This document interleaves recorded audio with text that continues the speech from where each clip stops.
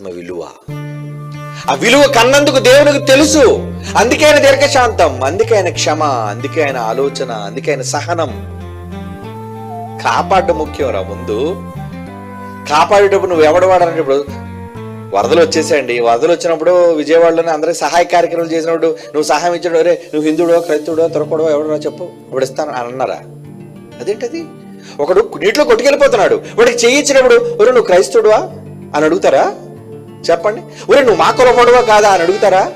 ప్రమాదంలో ఉన్నవాడికి చెయ్యిచ్చేటప్పుడు వివరాలు ఎందుకురా? వివరాలతో ముందు కాపాడు, బయటికి తీయండి, ఆ తర్వాత ఆడే వస్తాడు దోవలోకి, ముందు బయటికి లాగు.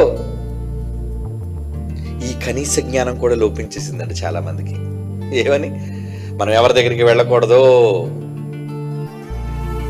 నాకు నేనే, నాది నాదే, నాకు నేనే. వద్దరు, అలా అనుకోకండి. ఒక ఆత్మ విలువ మీకు అర్థమైతే, మీ పరలోకపు తండ్రి మనస్సు ఈ రోజుకైనా మీకు అర్థమైతే, మీరు ఊరకనే కూర్చోలేరా, ఊరకనే ఉండలేరా. ఎందుకంటే దూరమైన బాధ అనుభవిస్తున్నాడు ఇప్పటికే. ఆదా మొదలుకొని ఎంతమంది నిత్యాగ్ని దండనకు వెళ్ళిపోయారో వాళ్ళందరి క్షోభ దేవుని ప్రతి క్షణం తినేస్తుంది. తెలుసా మీకు? వాళ్ళు దొరకలేనందుకు బాధ ఆయనకి.